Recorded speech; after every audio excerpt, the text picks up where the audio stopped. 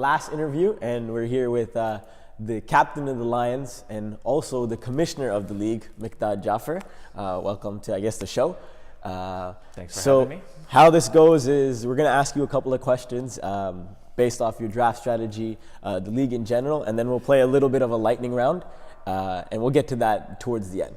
All right? So the first question is, being one of the founders of the league, what was the initial vision for this entire league, and then how does the current state of the league line up with that vision?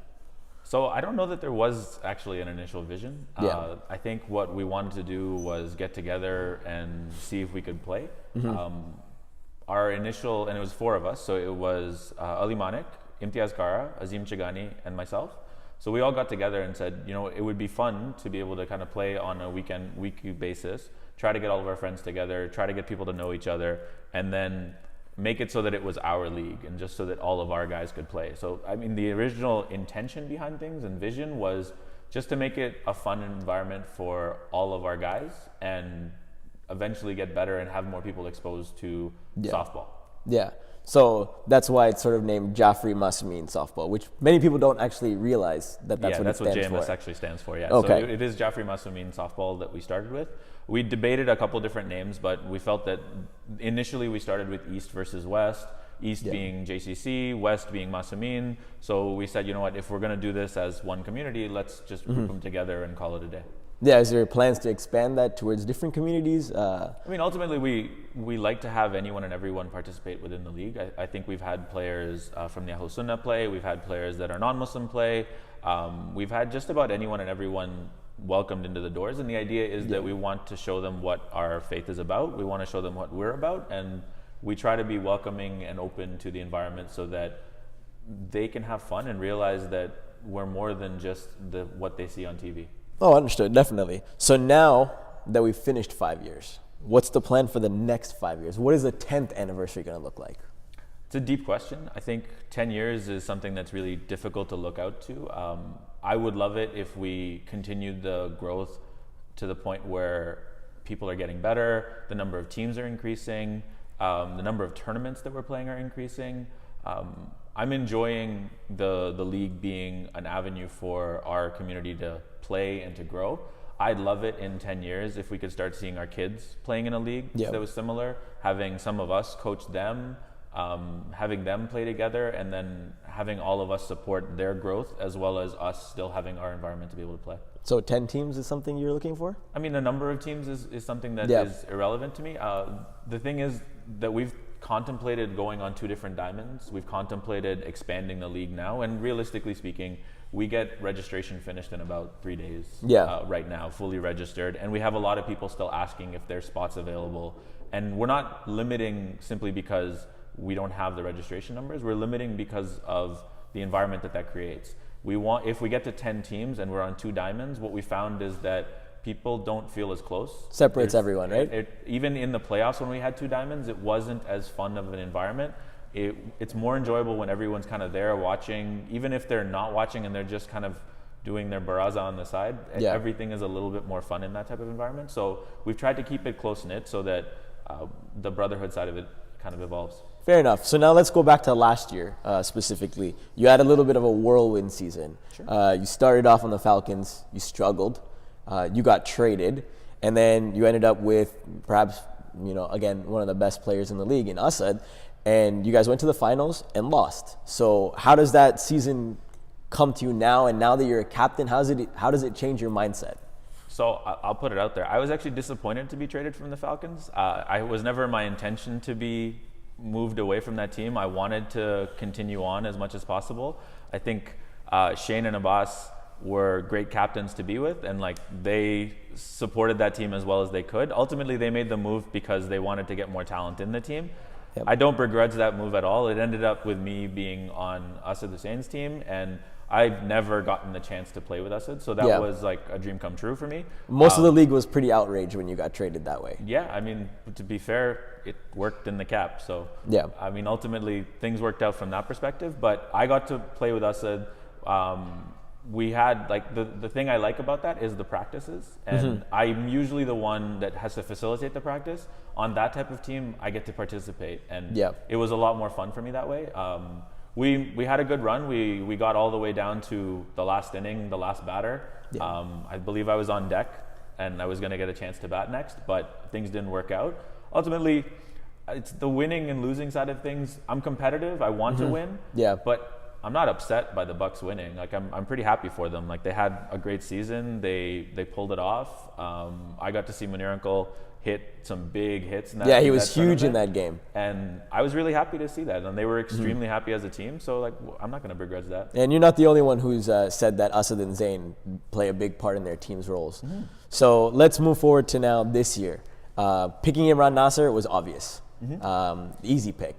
Let's move to your second pick, Imtiaz Kara. Ali Manik sort of put it out there that, there might be some sort of drift there. But what does he bring to your team, considering he has so much knowledge when it comes to this sport? So Imtiaz Kara was actually my third pick. And Imtiaz Kara is actually a great player. At the end of the day, he is an asset to any team.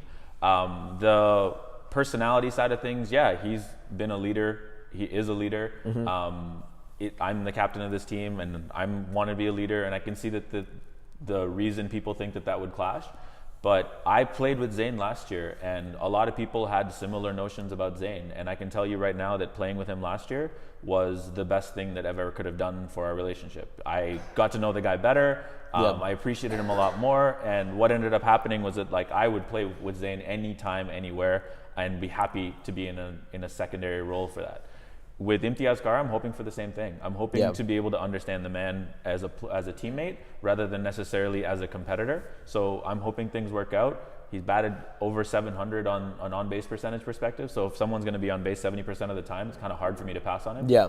And the other reason, I did want to prove Ali Manik wrong that I wasn't going to draft him. So I wanted to make sure that I got that done. Of course. There's a lot of beef between you and Ali Manik, right? It's not beef. It's all love. Okay. All right, so we're going to move on to the lightning round. Sure. We're going to play this game that we did with Ali as well. It's superlatives. So did he ask you what a superlative was? Yeah, he did. Of course he did. So I'm going to give you a superlative, first person you can think of, and then you get some time to explain. So let's go with best teammate.